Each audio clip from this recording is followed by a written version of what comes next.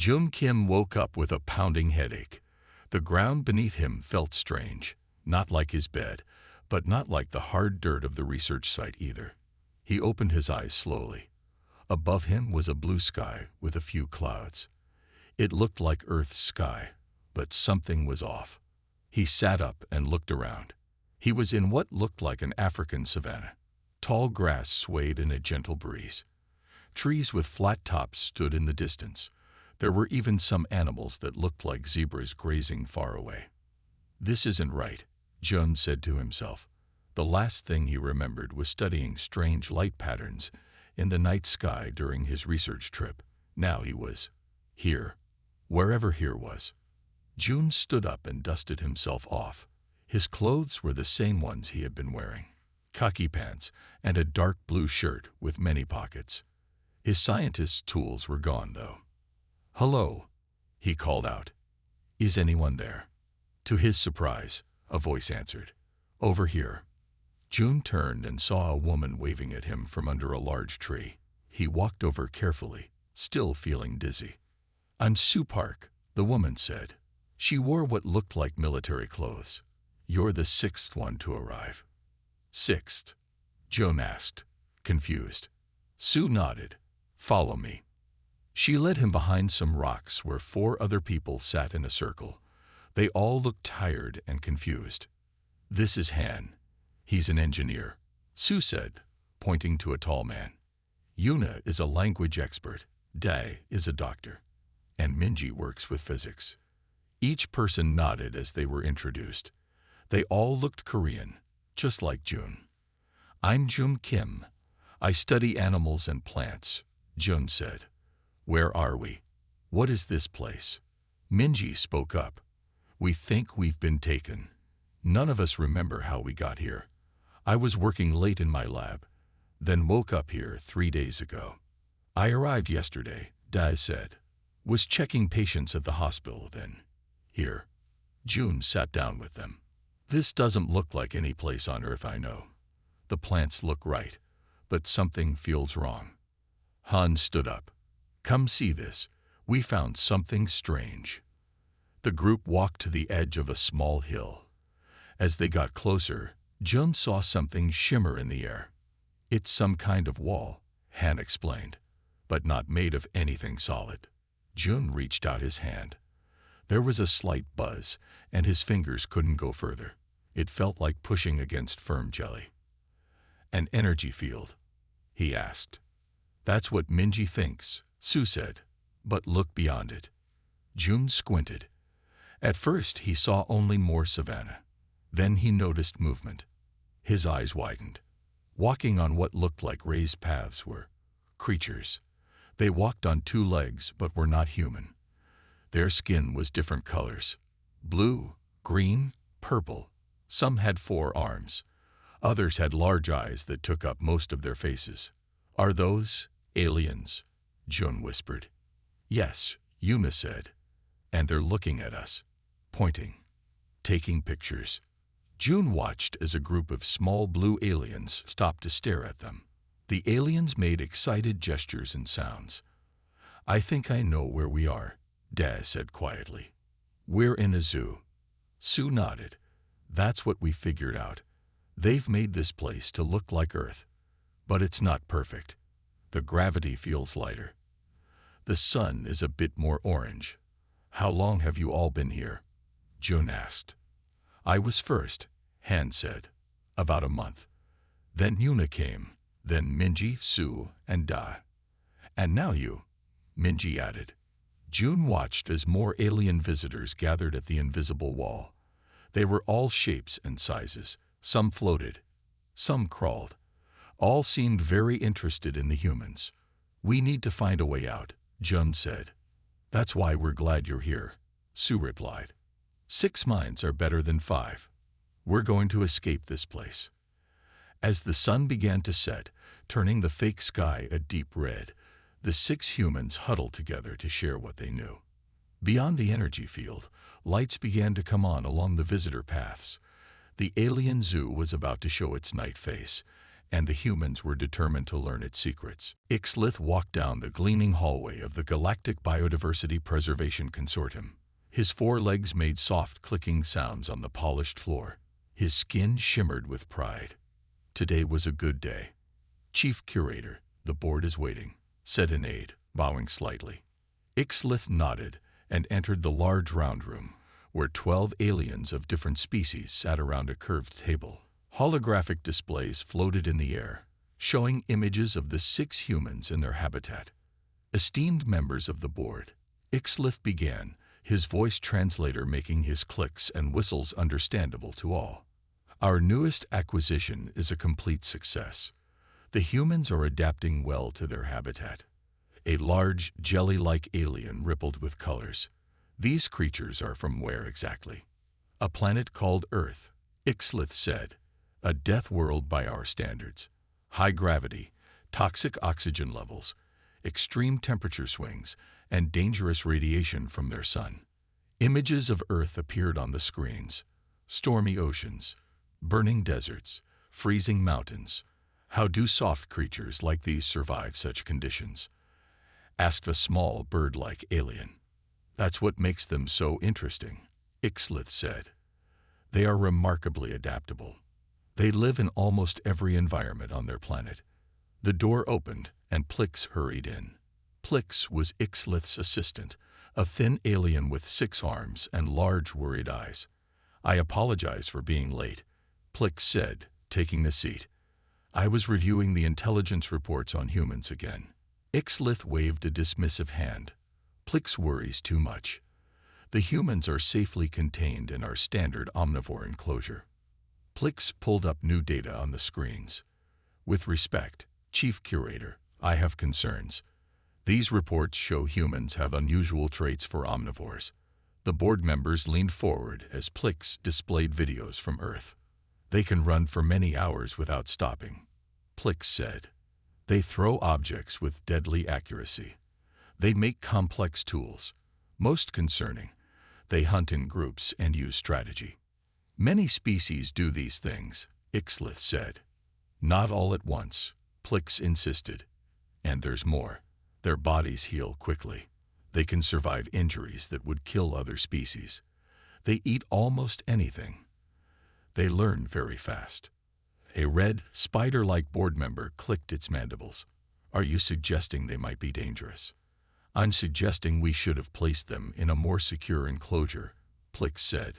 Perhaps with other predator species. Ixlith laughed. Predators. Look at them. No claws, no fangs, thin skin, weak muscles. They're hardly a threat. On the screen, the 6 humans were sitting in a circle, talking.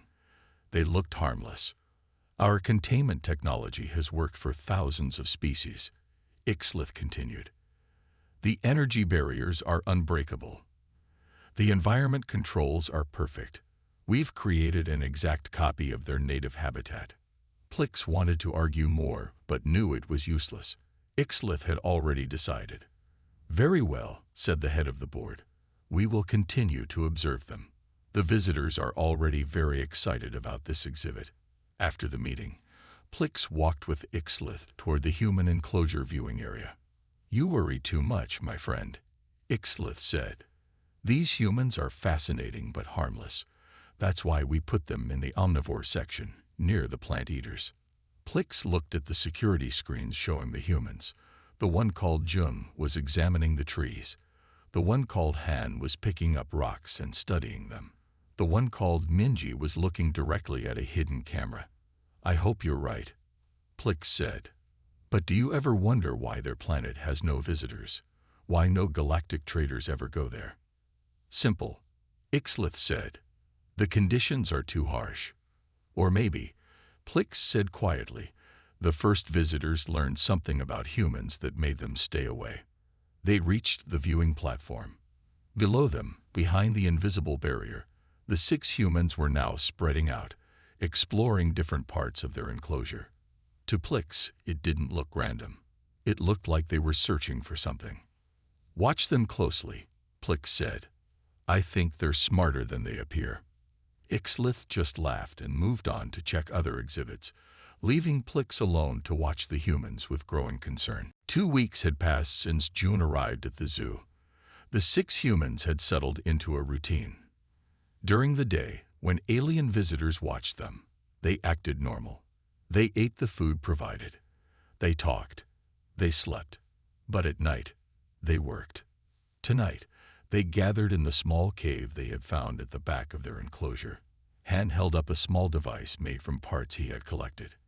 "I think it's ready," Han said. "I've been watching the energy field. It gets weaker every night at the same time." Minji nodded. "The zoo must reduce power during their night cycle.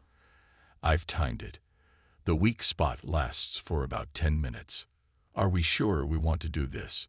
Dai asked. "We don't know what's out there." "We need to learn more about this place," Sue said. "June and I will go. We'll be quick." Yuna handed them each a small object that looked like a stone. "I made these from the material in the fake rocks. Press it if you hear anything strange. It will make animal noises to cover your sounds." June looked at the group. In just 2 weeks, they had become like family, each using their skills to help them all survive. "Let's go," he said. The 5 humans followed Han to a spot near a large tree. The tree's roots had grown close to the energy field. Han placed his device against the invisible wall. It made a soft humming sound. "Now we wait," he said. 5 minutes later, the device flashed green. Han pressed a button. There was a soft pop, and a small hole appeared in the energy field. "It worked," Han whispered excitedly. "But it won't last long. Hurry." Sue went through first, sliding on her stomach. June followed. They found themselves in a narrow space between their enclosure and another one. "This way," Sue whispered, pointing to a service door she had spotted from their habitat. The door wasn't locked. The aliens probably never expected their exhibits to get out. June and Sue slipped inside and found themselves in a long hallway with soft blue light. "Look at these signs," June said, pointing at glowing symbols on the walls. They couldn't read the alien writing, but the pictures were clear. Arrows pointed in different directions. One showed creatures that looked like peaceful plant eaters. Another showed small animals that looked harmless. "We're in the harmless omnivores section," Sue realized. "They think we're not dangerous." They moved carefully down the hallway, staying close to the wall. Strange sounds came from behind other doors. Growls, chirps, songs. At the end of the hallway, they found a large window. They looked through it and gasped. On the other side was a massive enclosure, much bigger than theirs.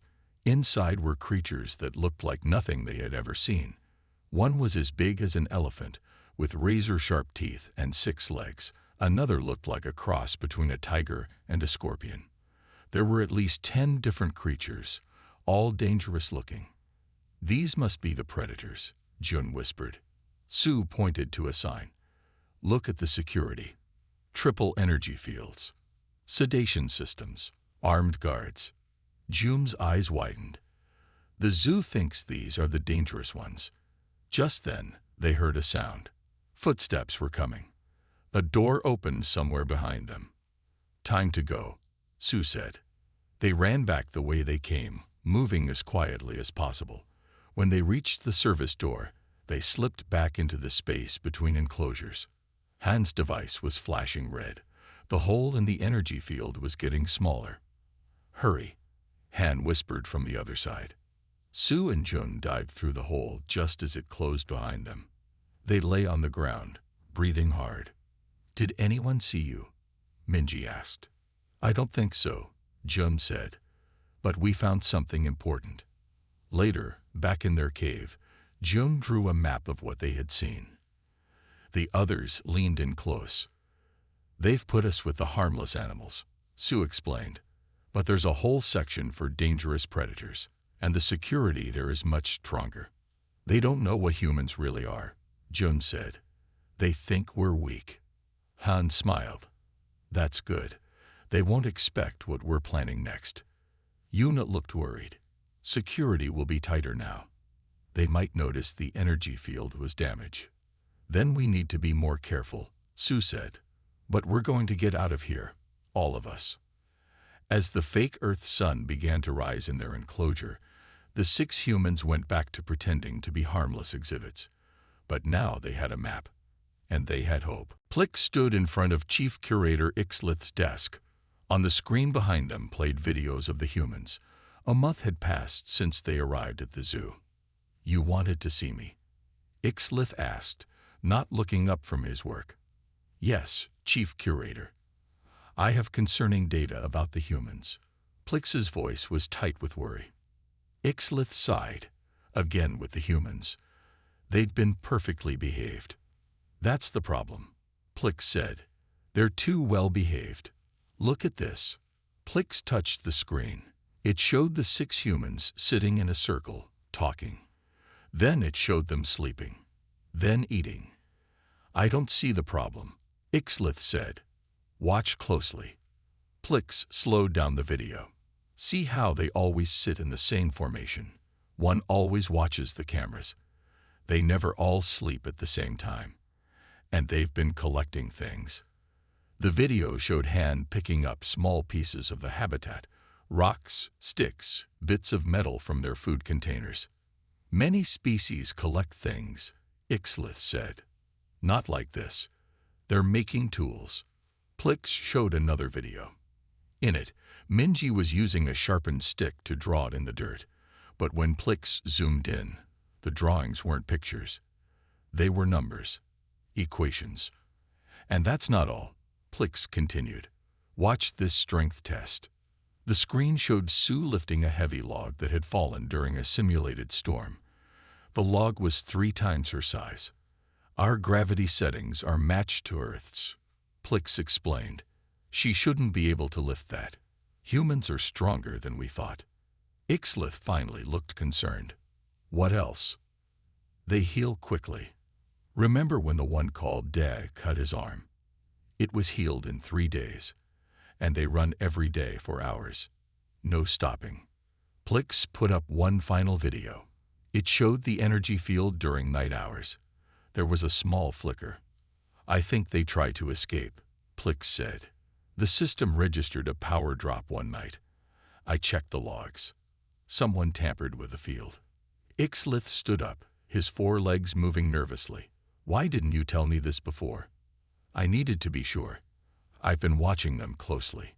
"Chief Curator, I believe we need to reclassify the humans as a potential threat species." Ixlith paced the room.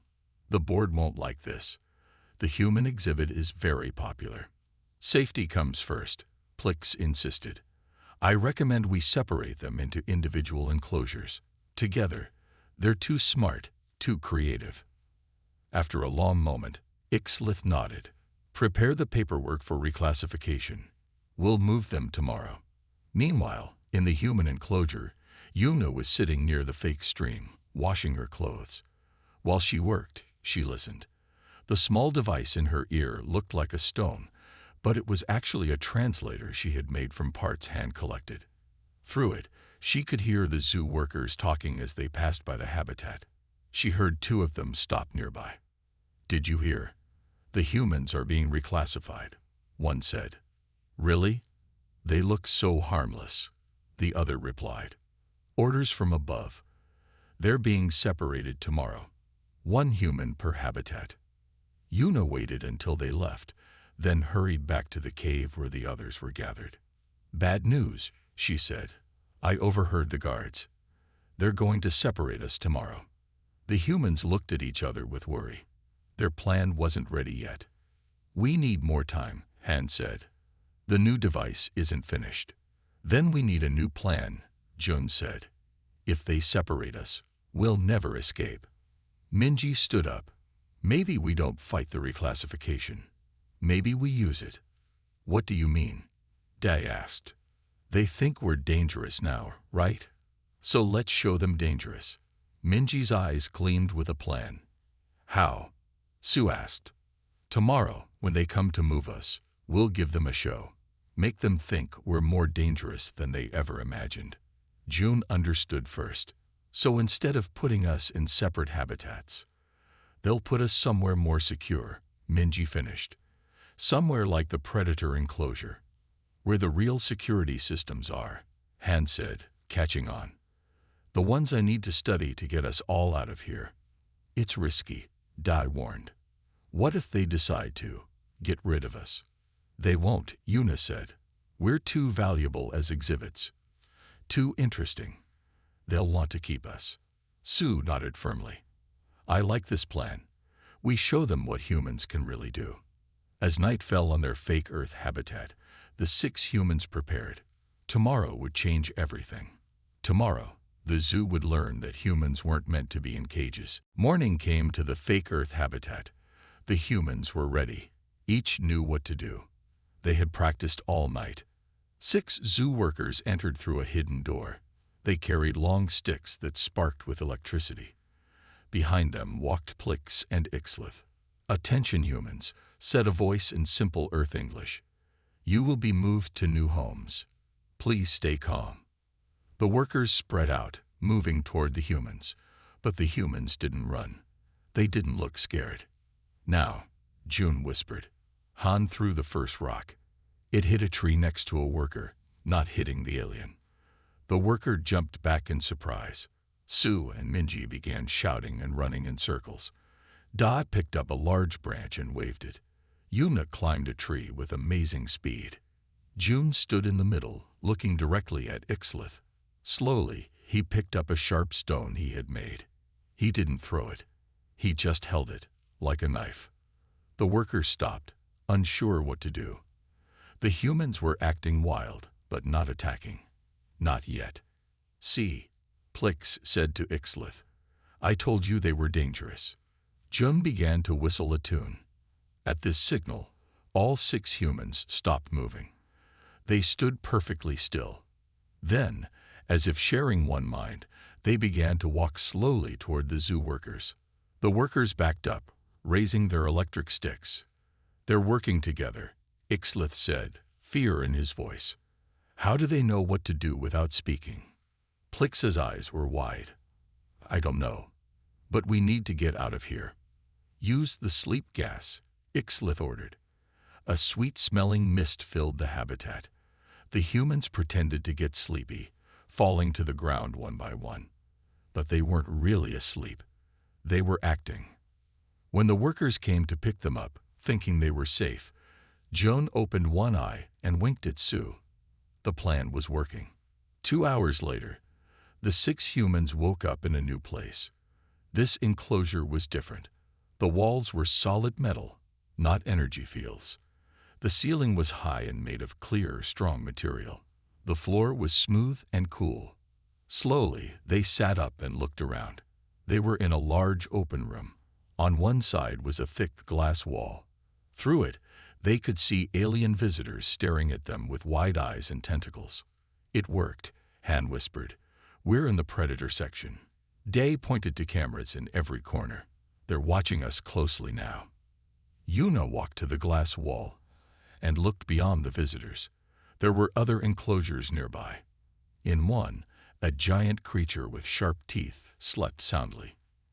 In another, a thing like a huge spider sat still. They all look sleepy, she said. Minji noticed small vents in the ceiling. They're pumping something into these enclosures, some kind of gas to keep the predators calm. Sue took a deep breath. I don't feel sleepy. Whatever it is doesn't work on humans. June smiled. Another thing they don't know about us. Meanwhile, in the control room, Plix and Ixlith watched the humans explore their new enclosure.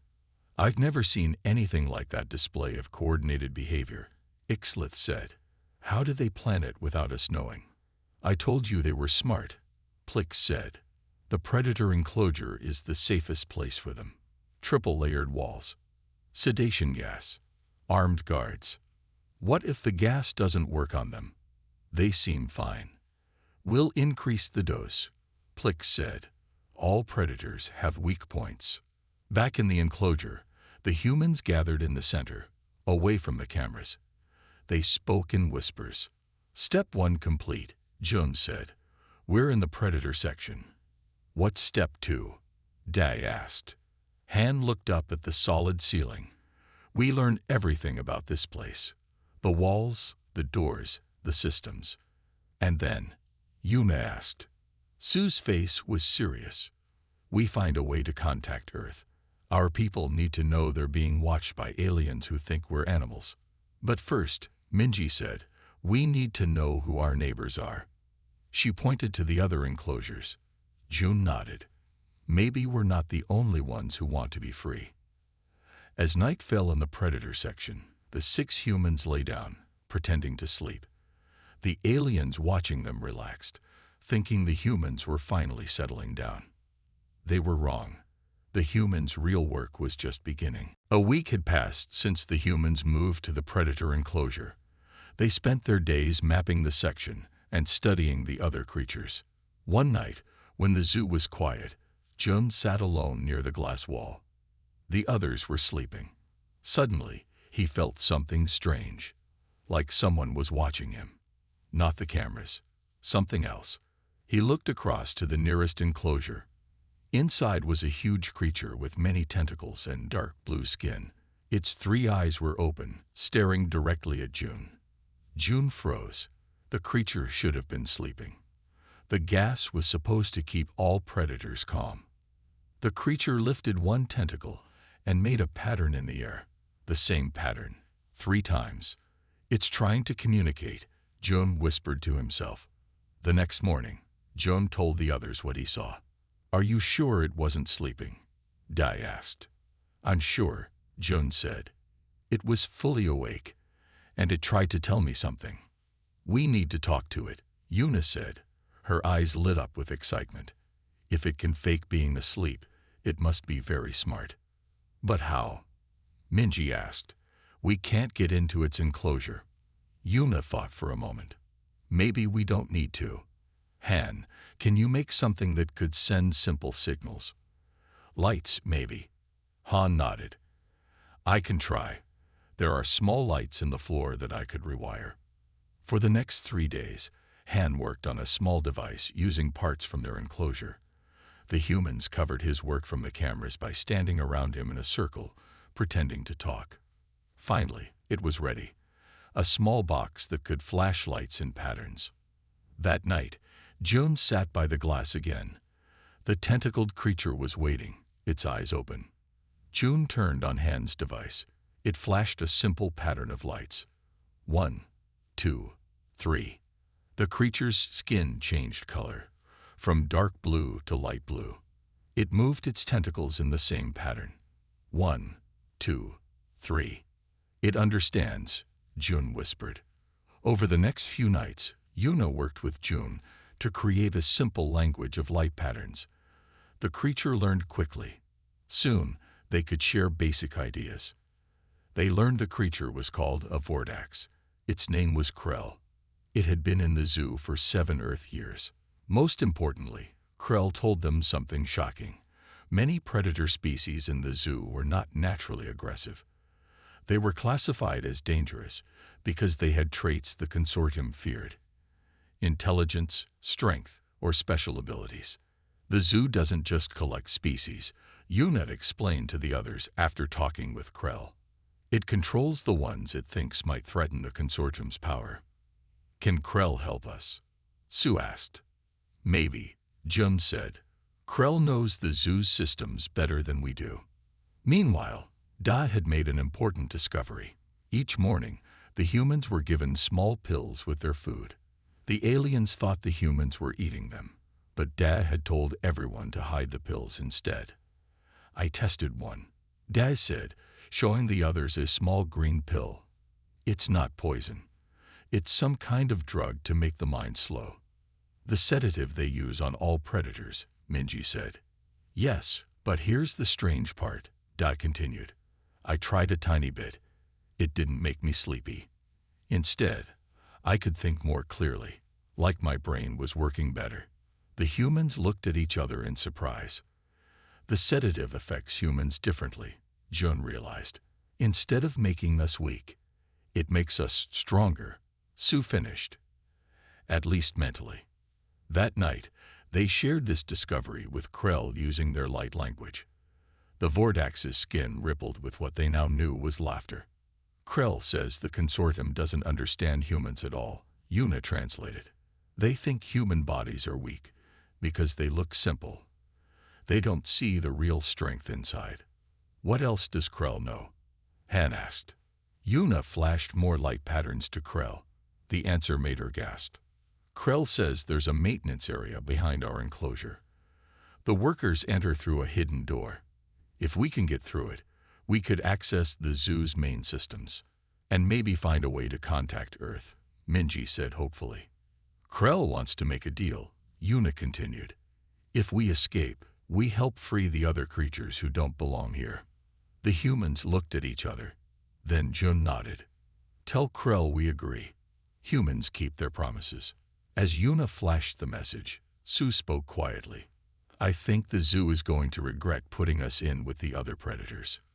Yes, Jun said, watching Krell's tentacles move happily. They just helped us find allies. With Krell's help, the humans found the hidden door in their enclosure. It was behind a fake rock wall that slid open when workers came to feed them.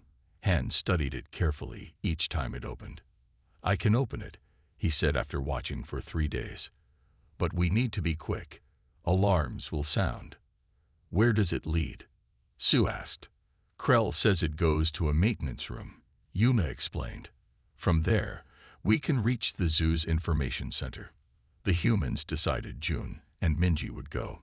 Jun because he was good at moving quietly, and Minji because she understood technology best. The others would create a distraction. That night, they took the green pills they had been saving. Their minds became sharp and clear. Colors seemed brighter. Sounds were easier to hear. Remarkable, Daz said, feeling his heart beat. Our bodies are processing this drug completely differently than the aliens expected. When the zoo was quiet and most workers had left, they began their plan.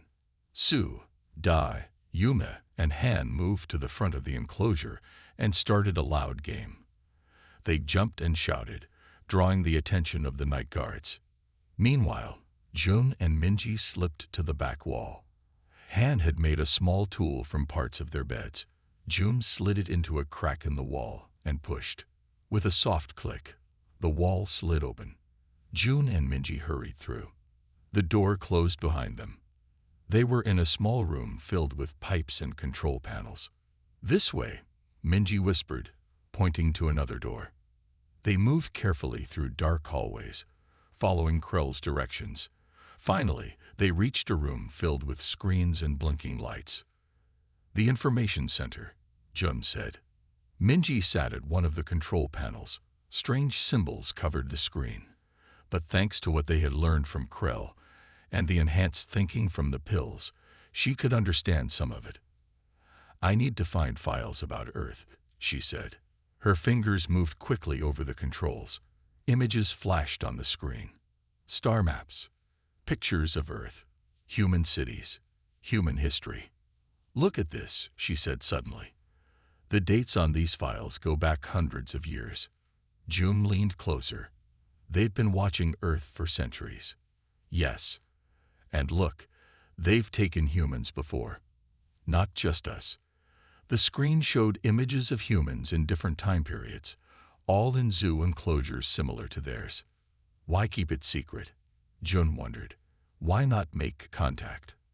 Minji opened another file. I think I know why. The screen filled with a report. The title, translated through Krell's language lessons, read, Species Threat Assessment, Humans. They read quickly. The report classified humans as a dual-evolved species. It explained that most intelligent species in the galaxy evolved as either prey animals or predators, but not both. It says humans started as prey, Jun read. Small, weak, hunted by larger animals. But then something changed, Minji continued. We developed tools, weapons, group hunting. We became predators too. The report warned that this dual nature made humans uniquely dangerous. Humans had the social cooperation of prey species, but the aggressive drive of predators. The combination was found nowhere else in the galaxy. They're afraid of us, Jun realized. That's why they keep us secret. Minji opened one final file. What she saw made her gasp. Jun, look at this. It's dated just before we were captured. The file showed a vote by the Consortium Council. The decision: Earth was too dangerous to allow into the galactic community. The solution: a planetary containment field that would prevent humans from ever leaving their solar system. They're going to trap our entire species, Jun said. Like animals in a zoo. Minji checked the date for when the containment would begin. We have less than a month, she said. We need to warn Earth. A sound from the hallway made them freeze. Someone was coming. We need to go, Jun whispered. We have what we need. They slipped out of the information center and hurried back to the maintenance room. Just as they reached the hidden door to their enclosure, alarms began to blare throughout the zoo. They know, Minji said. They know we've learned their secret. Alarms rang throughout the zoo. Red lights flashed in every hallway. Jun and Minji ran back to their enclosure through the hidden door. The other humans were waiting. What happened? Sue asked. We found the truth, Jun said quickly. The Consortium has been watching Earth for centuries. They fear humans because we evolved as both prey and predators. And they're planning to trap Earth forever, Minji added, with some kind of field around our solar system. When? Han asked. Less than a month from now. The humans looked at each other. Their escape was no longer just about them. They had to save their entire planet. We need to move now, Sue said. Tonight. Han nodded. I'm ready. While you were gone, I finished making this. He showed them a small device made from parts of their room. It can overload the power system in this section. If we cause a blackout, Yuna said, all the doors might open, including Krell's. Day looked worried. What about the other predators? The really dangerous ones. We'll have to risk it, Jun said. Krell says some are like us, wrongly classified as threats. Others are truly dangerous. Through their light signals, they told Krell the plan. The Vordaks agreed to help. When the power went out, Krell would lead friendly species to the exit and keep the truly dangerous ones away from the humans.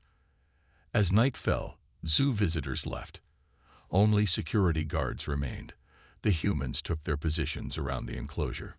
Han went to the hidden power panel he had found behind their sleeping area. Everyone ready? Jun asked. The others nodded. Now, Han, Jun said. Han connected 2 wires in his device. There was a spark, then darkness. All the lights in the predator section went out. The humming sound of the energy field stopped. For a moment, everything was quiet. Then they heard the sound they were waiting for, doors sliding open. Go, Sue shouted. The humans pushed through their now open door into the hallway. Emergency lights glowed dimly, showing the way. Other enclosures were open too. Strange creatures stepped out, looking around in confusion. Krell appeared, its tentacles waving excitedly. It made sounds the humans couldn't understand. But other creatures seemed to listen. Some followed Krell. Others ran in different directions. This way, Minji said, leading the humans based on the map she had memorized. They ran through the halls, passing more freed creatures. Some security guards tried to stop them, but faced with dozens of escaped exhibits, they quickly ran away. The control center should be ahead, Minji said. Suddenly, Plix stepped out from a side door. The humans stopped, ready to fight or run. But Plix didn't call for guards. Instead, he held out a small card. You need this to access the main system, Plix said in broken English. I've been watching you. You're not what Ixlith thinks. Sue was suspicious. Why help us? The Consortium is wrong about many species, Plix said. I've said this for years. No one listens. After a moment, Jun took the card. Thank you. With Plix's help, they reached the main control center. It was bigger than the information room Jun and Minji had found before. Huge screens showed different parts of the zoo, now in chaos as creatures ran free. Han and Minji went to work at the controls, using the card Plix had given them. The others stood guard at the door. I found Earth's coordinates, Minji said, and the plans for the containment field. Can we stop it? Dai asked. Better, Han replied. We can send a warning to Earth. This system has powerful transmitters. As Han and Minji worked, Yuna looked at the screens showing the zoo. Many creatures were escaping. Some were fighting guards. She saw Krell leading a group toward the exit docks where ships were kept. Our allies are heading for the ships, Yuna said. Krell knows what to do. Got it. Minji shouted. Message ready to send to Earth. June looked at his friends, at what they had accomplished together. 6 humans against an alien zoo. Send it, he said. Minji pressed the final control. The message shot out across space, traveling faster than light toward Earth. Now we need to get out of here, Sue said, before Ixlith sends more guards. As if hearing his name, Ixlith's voice came over the speakers. Attention all security. The human exhibits are extremely dangerous. Capture them at all costs. The humans looked at each other and smiled. They weren't exhibits anymore. They were free. 3 months had passed since the great escape from the Galactic Zoo. The 6 humans sat in a large room with windows that looked out into space. They were on a space station that orbited a distant planet. This was the new headquarters of what people now called the Free Species Alliance. The meeting is about to start, Sue said, looking at a strange watch on her wrist that showed time in different planet systems. June nodded. He looked different now. They all did. Their clothes were made of alien materials. They had devices that translated languages. They had learned so much in 3 months. Around the table sat representatives from 17 different species. Krell was there, its blue tentacles moving gently. Other creatures from the zoo had joined them too. Some looked scary but were gentle. Some looked gentle but were strong. The Consortium Emergency Council has started their meeting, Yuna said, watching a screen that showed Ixlith and other alien leaders sitting in a grand hall. The humans could now understand what the Consortium was saying. The translation system worked perfectly. These humans have caused unbelievable damage, Ixlith was saying. They freed dangerous creatures. They stole ships. They contacted 17 isolated planets. They must be stopped. Another alien, one the humans had never seen before, spoke up. But they have done nothing violent. They have formed peaceful agreements with each species they met. That's their trick. Ixlith said, they seem peaceful, but they are predators in disguise. To everyone's surprise, Plix entered the consortium meeting. The humans watched as their former ally stepped forward. I have studied humans closer than anyone, Plix said, and I think we have misunderstood them from the beginning. Back on the space station, Han turned to the others. Plix kept his promise. He's speaking for us. On the screen, Plix continued. Humans did not evolve as predators who pretend to be prey. They evolved as protectors.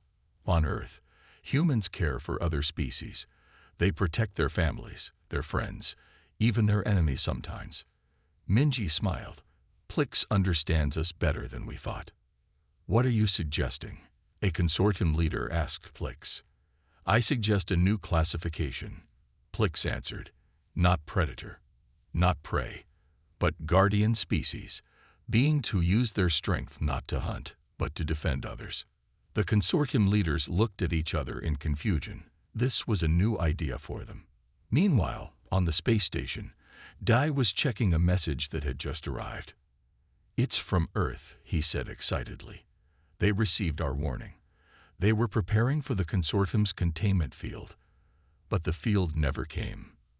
Because we stopped it, Sue said proudly. More than that, Da continued. Earth scientists studied the message we sent. They now understand how the consortium's technology works. They're building ships of their own. Humans will soon join us in space. June looked around at his friends, at the aliens who had once been zoo exhibits but were now allies. Together, they had done something amazing. They had changed the future for all their kinds. The screen showed that the consortium meeting had ended. No decision had been made yet about humans, but that was okay. Humans didn't need the consortium's permission anymore. "Look," Eunice said, pointing out the window. A new ship was arriving at the station. It was different from the others. On its side was a symbol they'd all recognized, the flag of Earth. "The first official human delegation," Minji said, her eyes wide. "They made it to us. They found us because of the directions we sent," Han said. "Humanity has entered the galaxy." As they watched the Earth ship dock, Krell moved next to June. Using their now-perfect translation system, the Vordak spoke. "The consortium kept you in the Predator enclosure for safety," Krell said. "But they never understood whose safety they were protecting." "What do you mean?" June asked. "They thought they were protecting other species from humans," Krell answered. "But in truth, the galaxy needed protection from its own fear and misunderstanding. You were in the right place after all. The protectors, the guardians." June smiled as the door opened and the first official representatives from Earth stepped onto the station. The 6 former zoo exhibits stood tall, ready to introduce their people to the stars. No longer exhibits, no longer predators. They were humans, the guardians of the galaxy. The end.